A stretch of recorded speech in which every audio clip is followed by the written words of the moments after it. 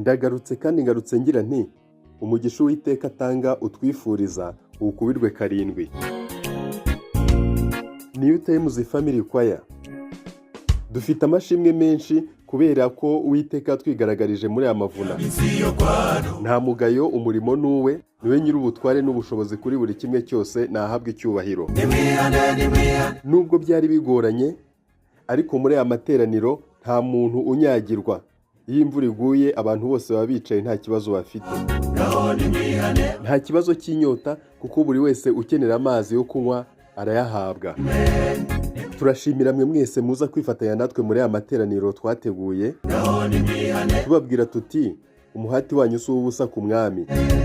Guhera ku wagize uruhare runini rw'ibigaragara kugeza ku wagize uruhare rutoya, kuba waraje kwifatanya natwe ukagaragara hano hantu ukicara byonyine, Uwiteka biguhera umugisha. Imbere y'Imana yacu nta usumba undi. Twese twiteguye kwambikwa inyenyeri zingana kubw'aya materaniro.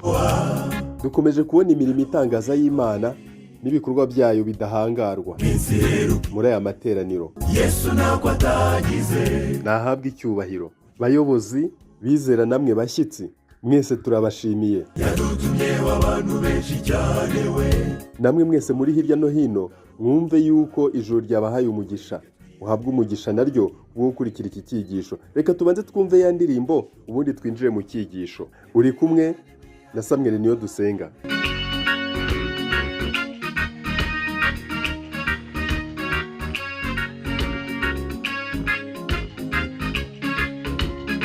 Uko byari biri muri ya minsi yo kwa Nowa, na n'ubu niko biri mu minsi iheruka isi.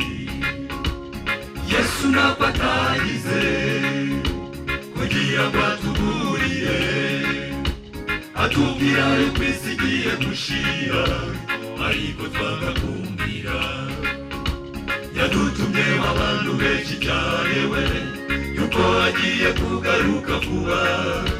Mureke twihane bavandimwe, mureke twihane bigishoboka.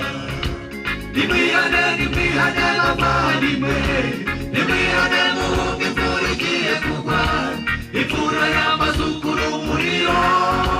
Ngaho nimwihane bavandimwe, nimwihane, nimwihane bavandimwe, nimwihane muhunge imvura igiye kugwa, imvura y'amazuku n'umuriro.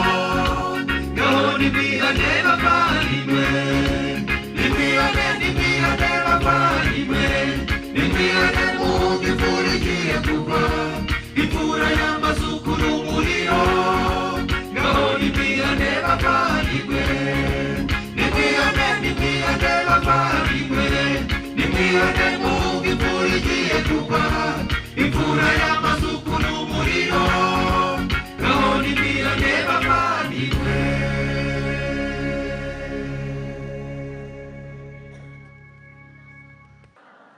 Kamere itabambwa ntaki, niba kamere itabambwa nta bugingo. Paulo yaranditse ngo, na Petero yaranditse ngo abakristo Yesu babambanye kamere n'iruba byabo ku musaraba. Rwandiko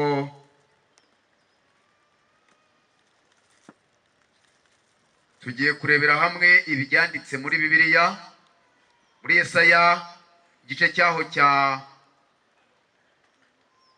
30:15. Uwiteka Imana iravuga iti, nimugaruka mu gatuza muzakizwa, mwituza no mu byiringiro nimwe muzaherwa imbaraga.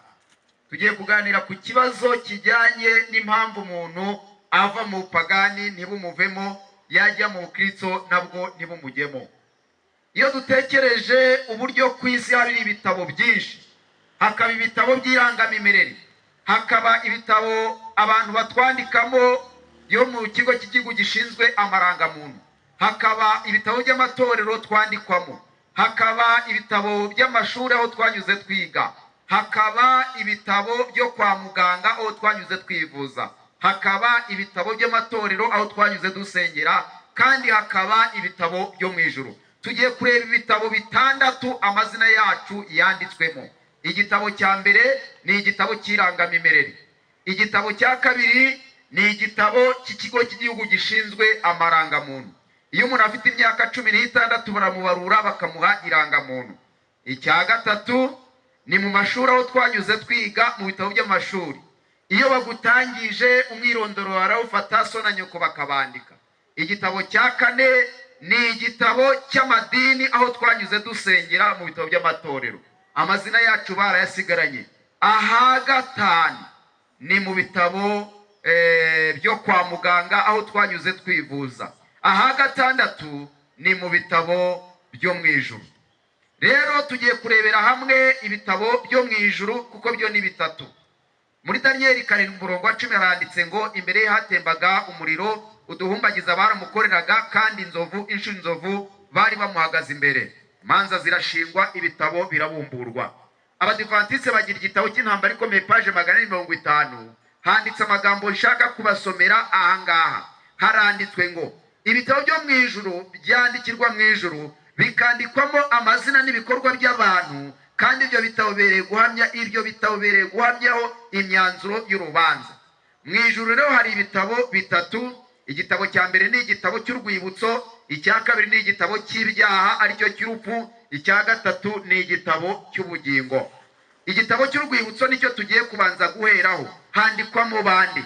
Iyo dusomye amagambo ari muri Malaki 3:16 handitse ngo Mana yanjye maze ubarakorongota maze abubahaga Uwiteka baraganiraga Uwiteka agatega amatwi akumva, nuko igitabo kikandikirwa imbere ye cy'urwibutso rw'abubaha Uwiteka kandi bakita ku izina rye. Iyo usomye Nehemiya 14 haranditse ngo Mana yanjye ubarakorongotana kwanjye uzanyubikire ibyo nakoze byose mu nzu yawe kandi ntuzahanagure imirimo myiza nkorera mu nzu y'Imana yanjye. Wasoma Zaburi ya 56:8 haranditse ngo barakorongotana kwanjye ushyira amarira yanjye mu icupa ryawe, mbese iminsi yanjye ntiyanditswe mu gitabo cyawe. Iyo dusomye intambara ikomeye narindi gusoma page 50 bavuga ibyerekeranye n'ibitabo byo mu ijuru uko ari bitatu, ariko bahera ku gitabo cy'urwibutso cyandikwamo iki.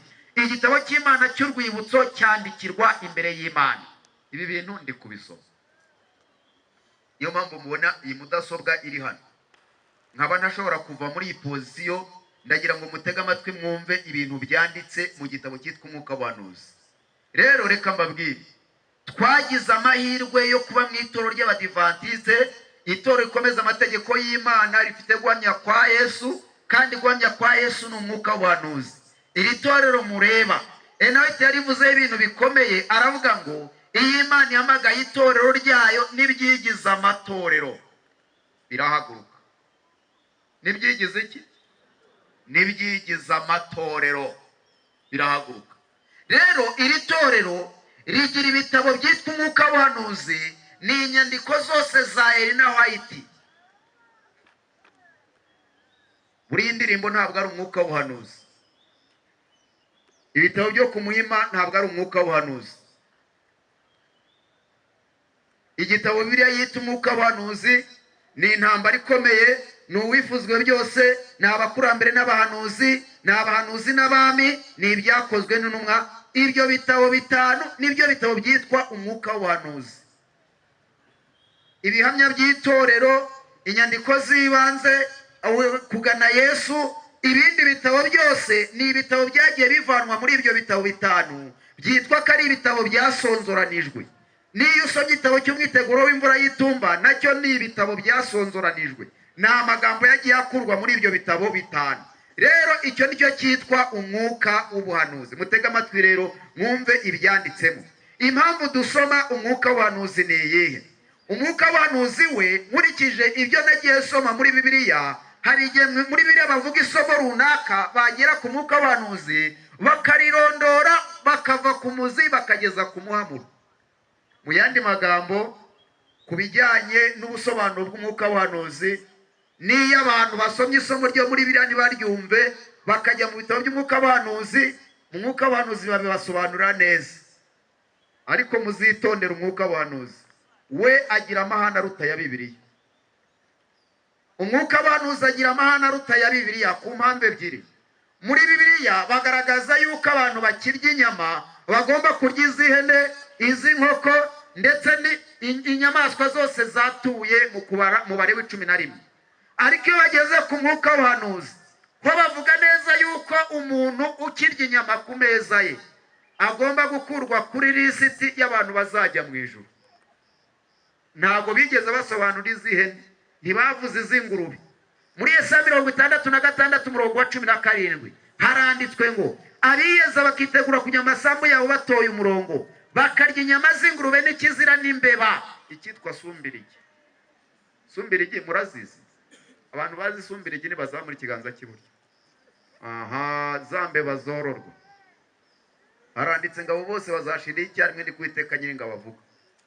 Igihe cyose ziriya mbeba abantu bazirya, abantu bakarya inkwavu bakarya ingurube. Nasomye amagambo avuga ngo abo bose bazarimbukira icyarimwe. Umuntu witwa Papronaroje ni umwanditsi w'umuhanga w'umudogiteri yavuze yuko abantu bazakomeza kurya inyama. Ubundi inyama iyo umuntu aziriye zimara amasaha 72 mu mubiri we. Zimara iminsi 3 kwa kundi urya ikijumba kikamanuka ukakirya mu gitondo saa yine ukajya kuri toilette ukagisohora. Inyama zo nta igifu ntabwo gisya inyama, ahubwo inyama uyiriye iragenda ikigaragura mu mara, ikagenda nk'uko iyi modoka igeze ku Kamonyi muyizi, ikagenda pore pore pore pore. Ugiye kumbaza atari ko iyo umuntu ariye ikijumba kiye umuntu ariye umuceri kari ugenda mbere biba byagenze bite?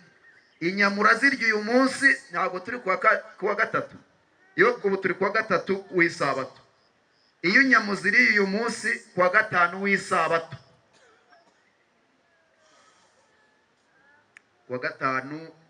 kuwa gatandatu w'isabato, ubwo ni kuwa nyuma. Waziriye uyu munsi ujya kuri toilette kuwa nyuma, nibwo zigera hasi ukazisohora, zigenda zisiga iminopu yazo imihura muri yamara. Nibwo bamwe barwara zaguta, abandi bakarwara mu mara bakayaca. Urebye ibyago bikomoka ku nyama, uyu mwanditsi nababwiye yanditse ko kurya ikiro cy'inyama zokeje bihwanye no kunywa amasegereti 600 y'itabi ry'intore. Ibyo bintu ndashaka kureba umuntu wabisomye ngo azamure ikiganza. Kurya ikiro cy'inyama zokeje bihwanye no kunywa amasegereti 600 y'itabi ry'intore.